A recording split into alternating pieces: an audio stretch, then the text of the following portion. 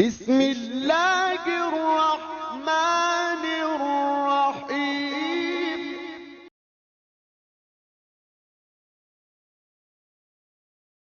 الحمد للہ وحدہ والصلاة والسلام علی من لا نبی بعدہ اما بعد فاعوذ باللہ من الشیطان الرجیم بسم اللہ الرحمن الرحیم وَإِذَا أَذَقْنَا النَّاسَ رَحْمَةً مِّن بَعْدِ ضَرَّاءَ مَسَّتْهُمْ إِذَا لَهُم مَّكْرٌ فِي آيَاتِنَا قُلِ اللَّهُ أَسْرَعُ مَكْرًا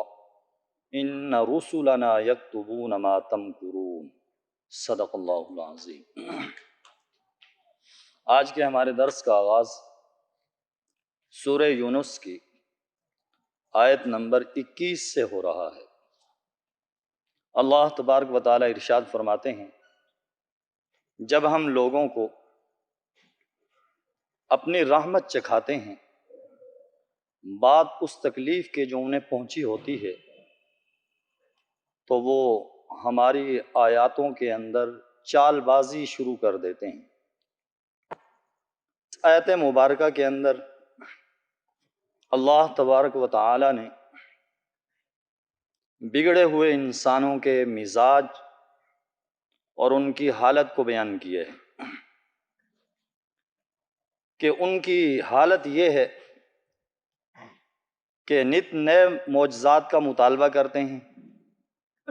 کہ ہمیں کوئی نشانی دکھلائی جائے، اور نشانیاں دیکھ لینے کے بعد اس سے عبرت حاصل نہیں کرتے، کیونکہ تنگی کے بعد آسانی،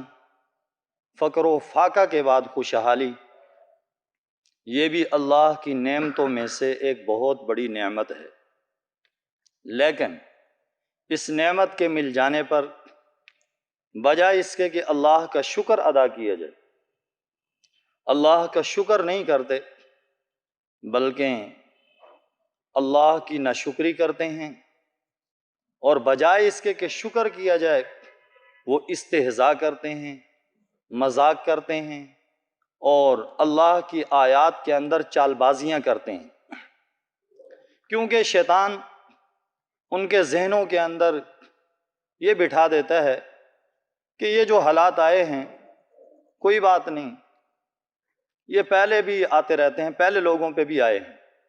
یہ حالات ٹھیک ہو جائیں گے، حالات ختم ہو جائیں گے، پریشان ہونے کی ضرورت نہیں۔ لہذا بگڑے ہوئے انسانوں کا مزاج اور ان کی حالت یہ ہے کہ وہ بجائے اس کے کہ اس سے عبرت پکڑتے، نصیحت حاصل کرتے، نہیں شکر کرتے، اس کی بجائے وہ اللہ کی ناشکری شروع کر دیتے ہیں۔ تو اسی بات کو بیان کیا کہ جب ہم لوگوں کو رحمت چکھاتے ہیں بعد اس تکلیف کے جو انہیں پہنچی ہوتی ہے، تو اچانک وہ ہماری آیات کے اندر چال بازیاں شروع کر دیتے ہیں۔ قُلِ اللَّهُ أَسْرَعُ مَكْرًا، آپ فرما دیجئے اللہ اس سے بھی جلد کوئی چال چل سکتے ہیں، یعنی اللہ کی چالوں کے آگے تمہاری کوئی بھی تدبیر کامیاب اور غالب نہیں آ سکتی،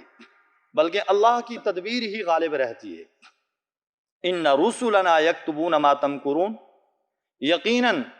ہمارے فرشتے جو کچھ تم چال بازیاں کر رہے ہو انہیں لکھ رہے ہیں، ان کا تمہیں انجام بھگتنا پڑے گا، ابھی یا بدیر اس کی سزا تمہیں ملے گی، یہ نہیں ہے کہ تمہیں ایسے ہی چھوڑ دیا جائے گا۔ هُوَ الَّذِي يُسَيِّرُكُمْ فِي الْبَرِّ وَالْبَحْرِ، وہی اللہ تو ہے جو تمہیں خشکی میں اور سمندر میں سفر کراتا ہے، یہاں تک کہ جب تم کشتیوں میں سوار ہوتے ہو اور وہ کشتیاں ان لوگوں کو لے کر نرم و خرام ہوا کے ساتھ چلتی ہیں پانی پر، اور لوگ اسی پر مگن ہوتے ہیں، تو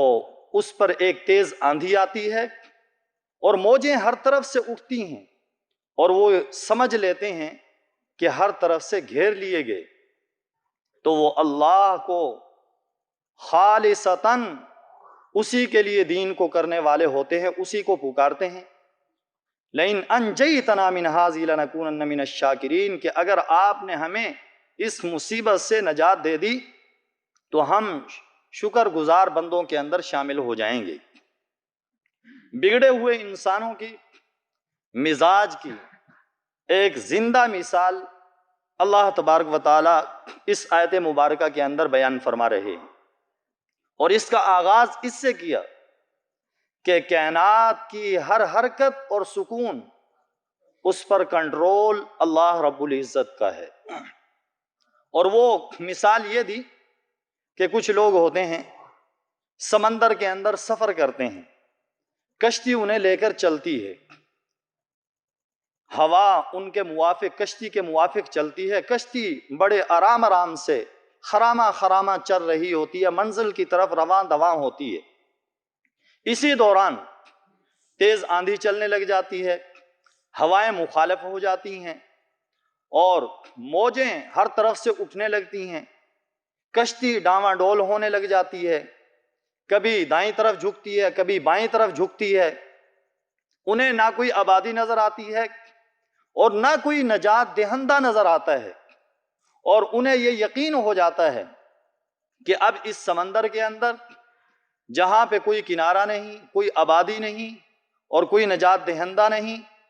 اب ہمارے بت کام نہیں آ سکتے، ہمارے دیوتا کام نہیں آ سکتے، اب تو بس اللہ ہی کام آئیں گے۔ تو اس حالت کے اندر وہ اللہ کو پکارتے ہیں خالصتاً، اسی کو، اللہ کے سوا سب کو بھول جاتے ہیں۔ وہ جو غلط نظریات ان کے ذہن پہ سوار تھے وہ یک لخت ختم ہو گئے، بس اللہ ہی انہیں یاد آیا، اور اللہ سے یہ عہد و پیمان کیا کہ اے اللہ، اگر آپ نے ہمیں اس مصیبت سے نجات دے دی اور آپ نے ہمیں یہاں سے بچا لیا تو ہم آپ کے شکر گزار بندوں کے اندر شامل ہو جائیں گے۔ لیکن جیسے ہی کشتی کنارے پہ لگتی ہے اور وہ ہوائیں موافق ہو جاتی ہیں، کشتی چلتے چلتے کنارے پہ لگتی ہے، عجیب منظر دیکھنے کو ملتا ہے کہ وہی لوگ جو چیخ چیخ کر سمندر کے بیچ میں اللہ کو پکار رہے تھے، مصیبت کے اندر اللہ کو پکار رہے تھے،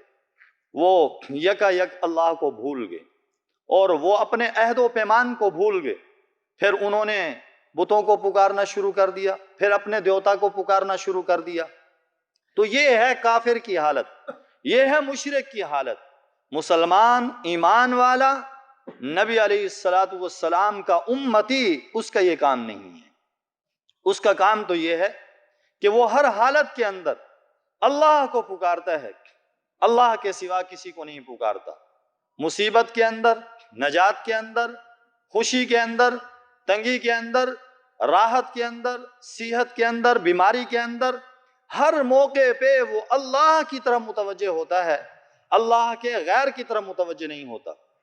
تو اس لیے فرمایا فَلَمَّا أَنْ جَاءَهُمْ إِذَا هُمْ يَبْغُونَ فِي الْأَرْضِ بِغَيْرِ الْحَقِّ، جب ہم انہیں نجات دے دیتے ہیں تو اچانک وہ زمین کے اندر ناحق سرکشی کرنے لگتے ہیں۔ یا ایھا الناس انما بغیکم علی انفسکم متاع الحیات الدنیا، اے لوگو، تمہاری سرکشی کا وبال تمہارے اپنے اوپر پڑے گا۔ جو آدمی سرکشی کر رہا ہے، ظلم کر رہا ہے، فرمایا اس کا وبال اس کے اپنے اوپر پڑے گا، کسی دوسرے پہ نہیں پڑے گا۔ متاع الحیات الدنیا، دنیا کی زندگی کا چند روزہ نفع اٹھا لو، ثم الینا مرجعکم فننبئکم بما کنتم تعملون،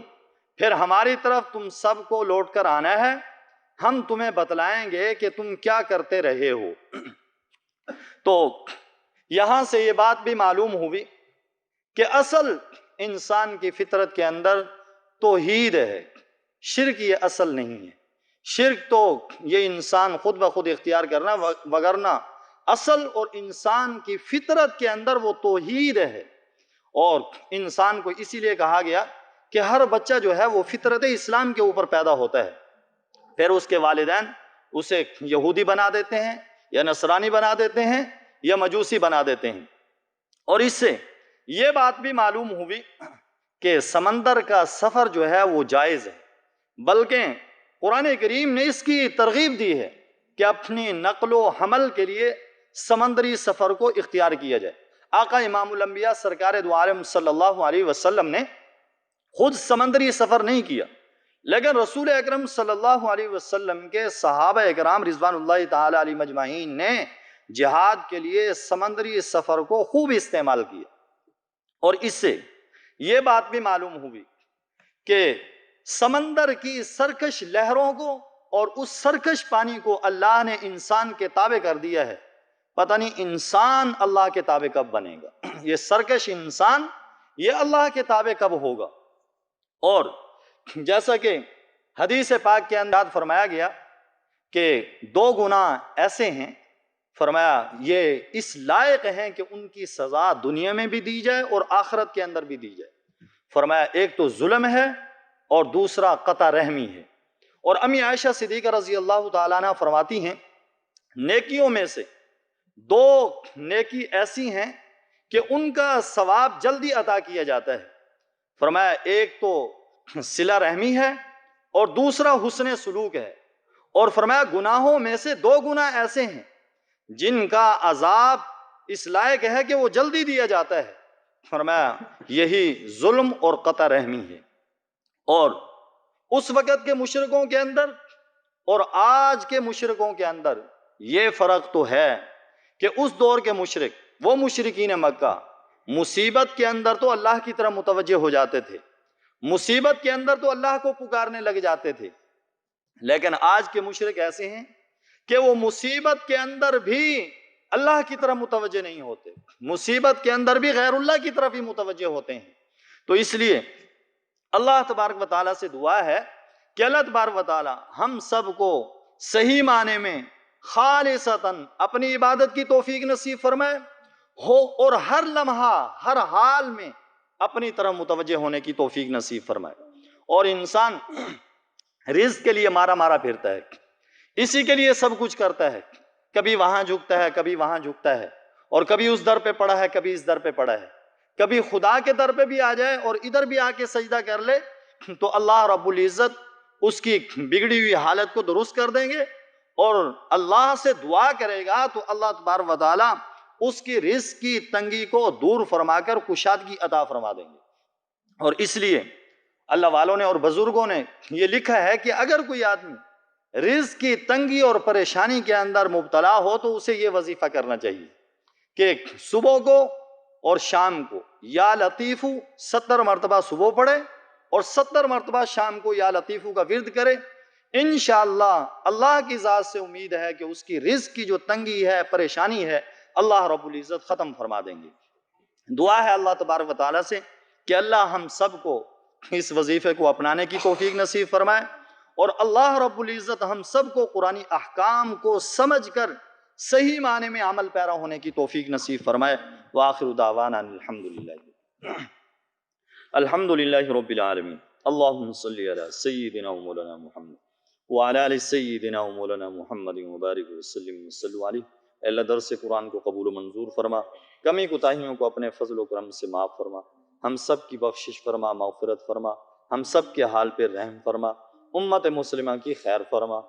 امت مسلمہ کو ہدایت نصیب فرما، سب کے گھروں میں ہدایت کی ہوائیں چلا، قرآن کی ہوائیں چلا۔ اے اللہ قرآن کریم کے جو الفاظ ہم سب کی زبانوں پر ہیں ہم سب کے دلوں کے اندر اتار، قرآن کریم کو دن رات تلاوت کرنے کی توفیق نصیب فرما، اس پر عمل پیرا ہونے کی توفیق نصیب فرما، آقا علیہ السلام کی سنتوں کا اتباع نصیب فرما، بدعات، رسومات، خرافات، رواجات کو چھوڑنے کی توفیق، طاقت، ہمت عطا فرما۔ اے اللہ بیماروں کو شفا نصیب فرما، ملک پاکستان کی حفاظت فرما، اندرونی بیرونی خطرات سے اس کو محفوظ فرما۔ اے اللہ ہم سب کی ساری دعاؤں کو اپنے فضل سے جناب رسول اللہ صلی اللہ علیہ وسلم کے واسطے وسیلے سے قبول و منظور فرما۔ وصلی اللہ تعالی علی خیر خلقہ محمد وعلی آلہ واصحابہ اجمعین، آمین برحمتک۔ جزاکم اللہ۔